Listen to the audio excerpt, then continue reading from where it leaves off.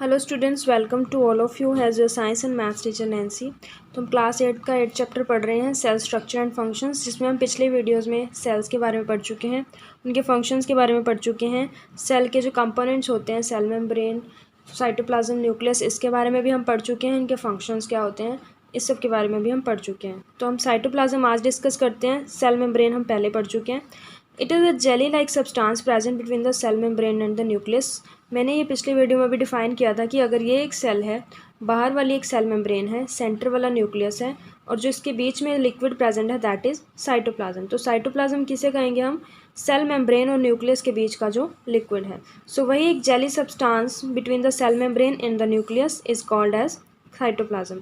Various other components और organelles of cell are present in the cytoplasm. अब ये जो लिक्विड प्रेजेंट होता है, ज़रूरी नहीं है कि ये खाली लिक्विड है, इसके अंदर और भी ऑर्गेनेल्स प्रेजेंट होते हैं, लाइक क्रोमोसोम्स, माइटोकॉन्ड्रिया, ये सब इसमें प्रेजेंट होते हैं जो अपने अपने फंक्शंस परफॉर्म करते हैं। क्या हो सकते हैं वो? Mitochondria, Golgi bodies, ribosomes and etcetera.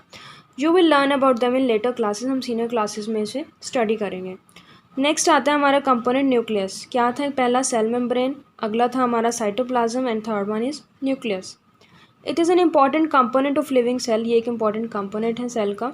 It is generally spherical and located in the centre of the cell. ये एक स्फेरिकल यानी कि गोल शेप का होता है, और ये कहाँ पर पाया जाता है? सेल के सेंटर में। अब ज़रूरी नहीं है कि हर एक केस में ये सेंटर में ही पाया जाए, किसी किसी सेल में, किसी किसी ऑर्गेनिज्म के सेल में ये साइड में भी होता है, बट जनरली ये सेंटर में पाया जाता है। It can be stained and seen easily with the help of a microscope. Nucleus is separated from cytoplasm by a membrane called nuclear membrane. अब ये रहा हमारे पास न्यूक्लियस, ये रही हमारी साइटोप्लाज्म। इन दोनों को सेपरेट कौन कर रहा है? बीच वाली बाउंड्री, और उस बाउंड्री का नाम क्या है? Nuclear membrane. तो यही वो कहना चाहते हैं कि न्यूक्लियस को और बाहर के साइटोप्लाज्म को अलग अलग कौन कर रहा है? Nuclear membrane. This membrane is also porous and allows the movement of material between the cytoplasm and inside the nucleus. अब देखो, जिस तरह से सेल मेम्ब्रेन क्या वर्क करती थी? इंपॉर्टेंट मटेरियल को अंदर लाती थी और एग्जिट करती थी वेस्ट मटेरियल को। वैसे ही अब ये न्यूक्लियर मेम्ब्रेन है अंदर वाली, ये भी क्या करेगी? इंपॉर्टेंट मटेरियल को अंदर लेकर आएगी न्यूक्लियस के, और जो वेस्ट मटेरियल है उसे बाहर ले जाएगी। Fine. With a microscope of higher magnification we can see a smaller spherical body in the nucleus is called nucleolus. अब इस न्यूक्लियस के अंदर भी एक बॉडी प्रेजेंट होती है जिसे हम बोलते हैं nucleolus. In addition nucleus contains thread like structures called chromosomes. इसके अलावा जो एक न्यूक्लियस के अंदर और भी स्ट्रक्चर होते हैं, that is chromosomes. These carry genes and help in inheritance और transfer of characters from the parents to the offspring. The chromosomes can be seen only when the cell divides. अब genes के बारे में हम पढ़ते हैं। जीन्स क्या होती हैं, क्रोमोसोम्स क्या वर्क करते हैं, उसके बारे में हम स्टडी करते हैं। Genes is a unit of inheritance in living organisms. Gene एक ऐसी स्मॉल यूनिट होती है जो इनहेरिटेंस का वर्क करती है, यानी कि जो हमारे करेक्टर्स हमारे पेरेंट्स से हमारे अंदर आते हैं, उसमें जीन्स का बहुत बड़ा रोल होता है, क्रोमोसोम्स का बहुत बड़ा रोल होता है। It controls the transfer of hereditary characteristics from your parents to offspring. This means that your parents pass some of their characteristics on to you. अब हमें पता है कि हमारे पेरेंट्स से हमारे अंदर बहुत सारी क्वालिटीज़ आती हैं, करेक्टरिस्टिक्स आती हैं। किसी की फेस अपने पेरेंट्स से मिलता है, बहुत सारी मतलब करेक्टरिस्टिक्स हमारी मिलती हैं। वो किस वजह से होती हैं? जीन्स की वजह से। If your father has brown eyes you may also have brown eyes. अगर आपके फादर की ब्राउन आइज़ है तो हो भी सकता है आपकी भी ब्राउन आइज़ हो। अगर आपकी मदर के कर्ली हेयर हैं, ऐसा भी हो सकता है कि उस बेबी के भी कर्ली हेयर हो। तो ये सब किस वजह से होता है? हमारा जीन्स के, क्रोमोसोम्स की वजह से होता है। Nucleus in addition to its role in inheritance acts as control centre of the activities of the cell. ये बन सकता है कि किसे हम कंट्रोल सेंटर बोलते हैं सेल का, दैट इज़ न्यूक्लियस, कि हर एक एक्टिविटी को ये कंट्रोल करता है। The entire content of living cell is known as protoplasm. अब सेल के अंदर सारा का सारा जो कंटेंट है उसको मिला के हम बोलते हैं ये प्रोटोप्लाज्म है। It includes the cytoplasm in nucleus. Protoplasm is called the living substance of a cell. Protoplasm को हम लिविंग सब्सटेंस भी कहते हैं। क्या होता है protoplasm? The entire content of a living cell. एक सेल के अंदर जितना भी कंटेंट है, न्यूक्लियस है, राइबोसोम्स हैं, क्रोमोसोम्स हैं, साइटोप्लाज्म है, सारे को मिला के हम क्या बोल सकते हैं कि ये प्रोटोप्लाज्म है। Nucleus of the bacterial cell is not well organise like the cell of multicellular organisms. Bacterial cell में जो न्यूक्लियस है इतने अच्छे से ऑर्गेनाइज नहीं होता जैसा कि मल्टीसेलुलर ऑर्गेनिजम्स में होता है। There is no nuclear membrane. उसमें कोई न्यूक्लियर मेम्ब्रेन भी नहीं होती। The cells having nuclear material without nuclear membrane are terms as prokaryotic cells. अब जिन सेल्स में न्यूक्लियस होता है बट न्यूक्लियर मेम्ब्रेन नहीं होती है, उसे हम बोलते हैं prokaryotic cells. The organisms with this kind of cell are called prokaryotes. और उन ऑर्गेनिजम्स को क्या बोला जाता है? प्रोकैरियोट्स। यानी कि ऑर्गेनिज्म तो होगा प्रोकैरियोट और उसके अंदर जो सेल होगा उसे हम बोलेंगे प्रोकैरियोटिक सेल, यानी कि जिसकी न्यूक्लियर मेम्ब्रेन नहीं है। इसके अलावा the cells like onion cells and cheek cells have well organised nucleus with a nuclear membrane.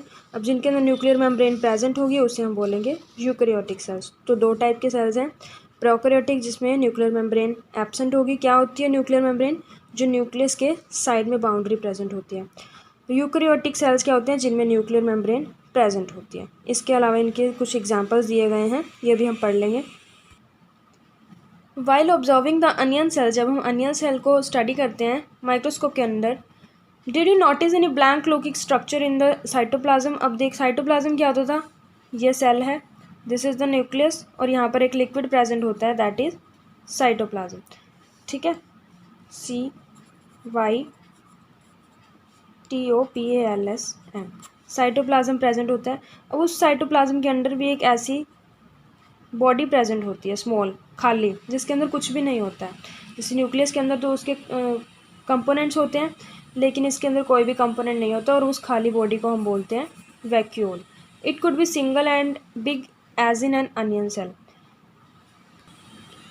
Cheek cells है स्मॉलर वैक्यूल। चीक सेल्स में जो वैक्यूल्स होते हैं वो छोटे छोटे होते हैं इस तरह से। Large vacuoles are common in plants. Plant cell में जो वैक्यूल्स होते हैं वो बड़े साइज़ के होते हैं। Vacuoles in animal cell are much smaller. अब एनिमल सेल में जो वैक्यूल होते हैं वो बहुत ज़्यादा छोटे होते हैं। चीक सेल्स में छोटे होते हैं, एनिमल सेल में भी छोटे वैक्यूल्स होते हैं और लार्ज किस में होते हैं? प्लांट सेल में। ये एक डिफरेंस आ जाता है एनिमल सेल और प्लांट सेल का।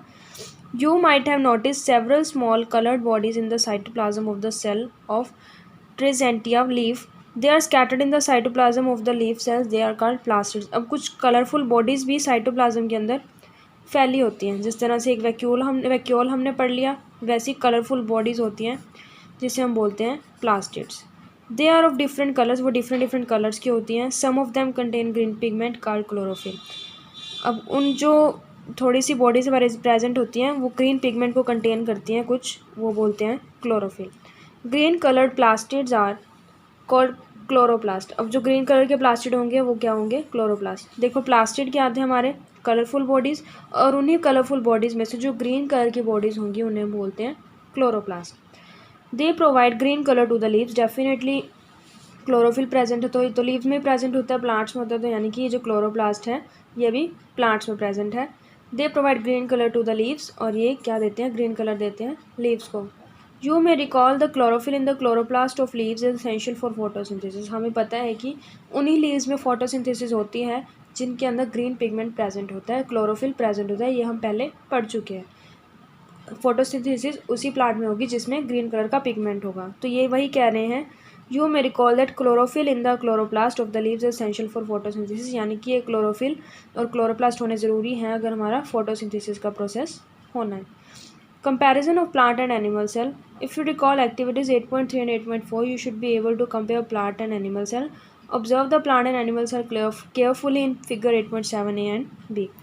इसके अंदर हमारा प्लांट सेल गिवन है, इधर हमारा एनिमल सेल गिवन है। दोनों में काफ़ी डिफरेंस है, एक में सेल वॉल होती है, एक में नहीं होती है। किसी में वैक्यूल ज़्यादा होते हैं, किसी में कम होते हैं, किसी में वैक्यूल का साइज़ ज़्यादा होता है, किसी में कम होता है। तो ये सारे जो कुछ कॉमन डिफरेंस है इसके अंदर प्लांट सेल और एनिमल सेल के अंदर, जिसे हम स्टडी कर सकते हैं। Okay, thank you. Next chapter हम नेक्स्ट वीडियो में कंटिन्यू करेंगे।